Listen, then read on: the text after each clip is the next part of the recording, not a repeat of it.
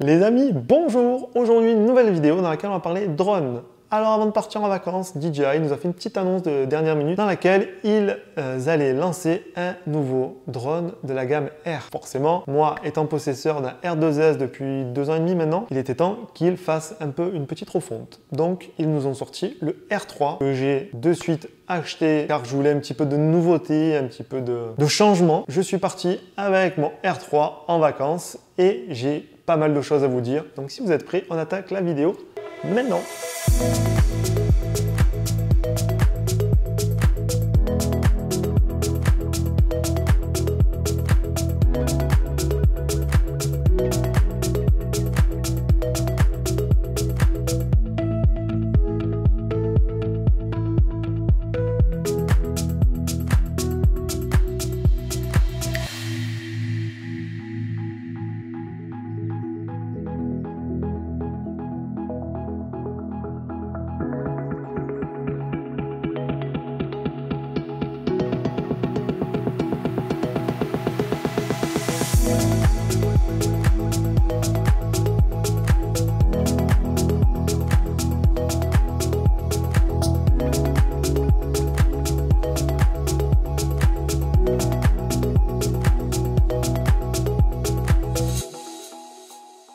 Pour commencer, ça va être une vidéo retour d'expérience. On va pas parler de stats, de tous les modes de vol.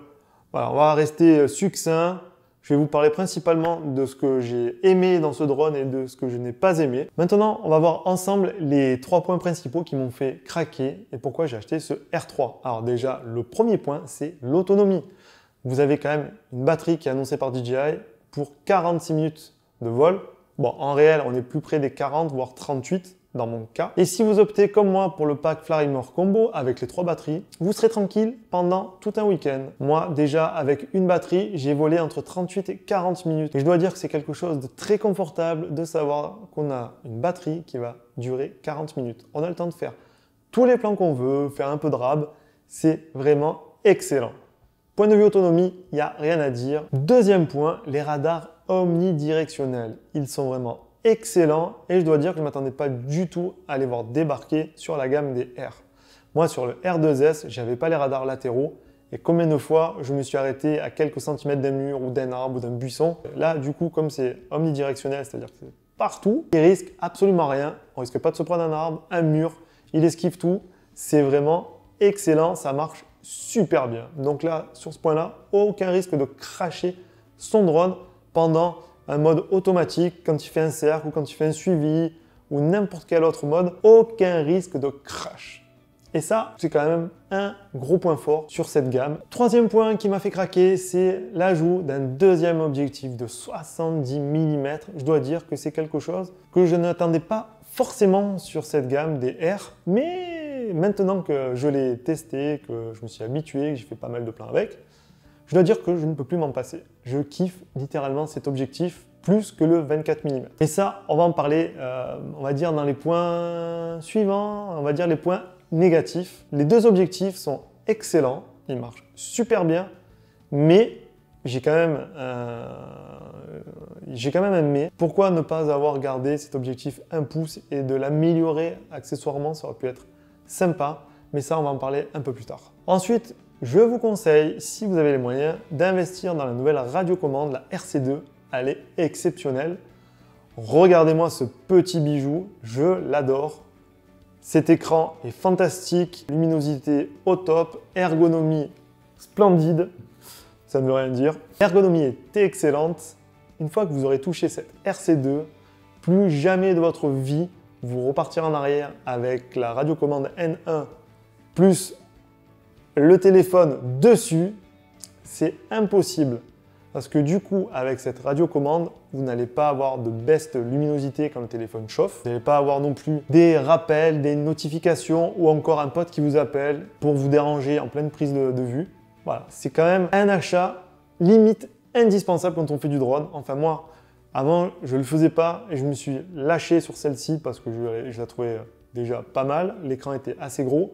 Et je dois dire qu'à l'usage, c'est vraiment exceptionnel. Plus jamais je repartirai en arrière. Ça, je peux vous le garantir. Vous pouvez l'acheter les yeux fermés. C'est une radiocommande de malade mental. Elle marche super bien. Maintenant, on va parler un petit peu des points pas négatifs, mais 2 points qui me dérangent principalement. Le premier point, c'est cette histoire d'objectif. Pourquoi ne pas avoir gardé le capteur 1 pouce et le faire évoluer gentiment et puis rajouter tout plein d'options, ça aurait été vraiment très stylé. Mais bon, en même temps, je regrette pas du tout ce choix de 2 objectifs, même si le 24 mm est pris au petit frère et le 70 mm est pris au grand frère, le Mavic 3 Pro.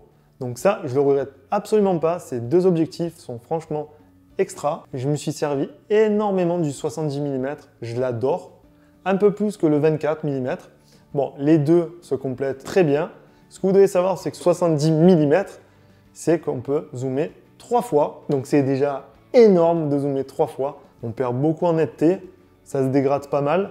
Mais bon, au moins on a cette possibilité qui n'est pas négligeable. Mais bon, moi généralement, je me mets au 70 mm, ça suffit largement. C'est énorme déjà, la différence entre le 24 et le 70. Donc vous allez pouvoir faire pas mal de plans, mixer vos plans. Vous allez pouvoir varier vos plans entre le 24 et le 70. Franchement, c'est top.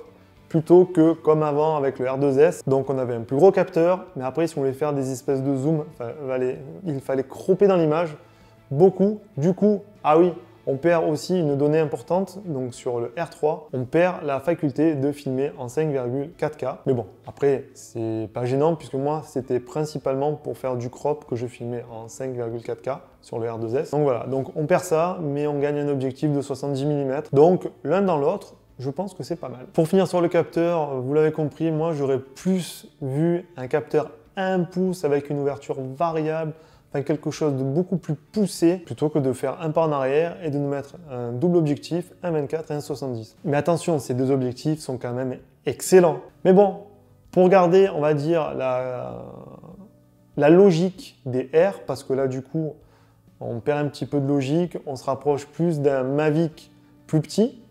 Voilà, moi j'aurais gardé un seul capteur 1 pouce avec une ouverture variable, ça aurait été plus intéressant je trouve. Maintenant parlons du deuxième point qui me gêne un petit peu, c'est cette espèce de dock de recharge pour les batteries. Honnêtement, vous avez fait un truc qui est assez vilain, c'est pas pratique du tout, parce qu'une fois qu'on n'a plus les batteries, qu'est-ce qu'on fait de ce machin là? Moi qui suis à la recherche de l'espace, de tout pouvoir mettre dans un sac à dos, ça dans mon sac ça ne rentre pas du tout. Donc ça m'emmerde plus qu'autre chose. Mais bon, heureusement pour moi, vous avez fait des batteries de 40 minutes. Donc comme je l'ai dit tout à l'heure, avec 3 batteries, j'ai de quoi faire tout un week-end sans les recharger. Donc pour un week-end, ça va. Après, pour toute une semaine, on est obligé de se trimballer ce truc dans un sac. Et pour mettre tout simplement, venir charger les 3 batteries. Voilà.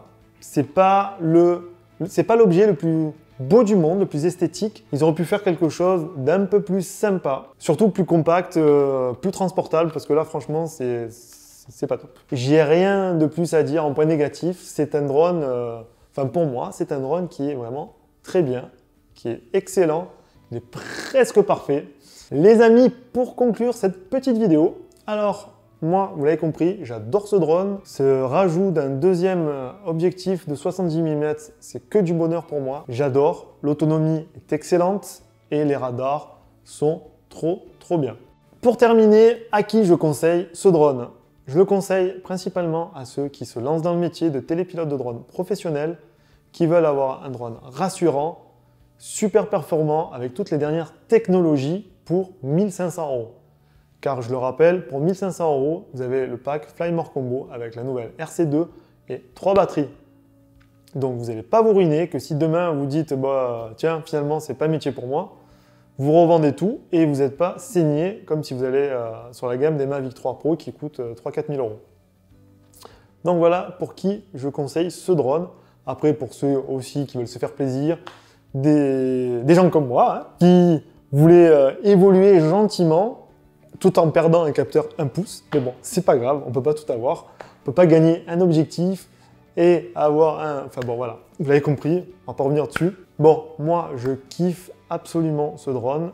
Je l'adore, je peux faire plein de plans différents. Le 70 mm, il est magnifique. L'autonomie est parfaite, nous avons 40 minutes par batterie, donc j'ai de quoi faire. Et puis voilà, donc pour conclure cette petite vidéo, j'espère que cette dernière vous a plu. que je vous ai appris pas mal de choses. Si vous avez aimé mon contenu, mettez-moi un petit pouce bleu, ça fait toujours plaisir. Et puis abonnez-vous si ce n'est pas déjà fait. Et puis nous, on se retrouve la semaine prochaine pour une nouvelle vidéo. Et d'ici là, faites attention à vous. Allez, bye bye!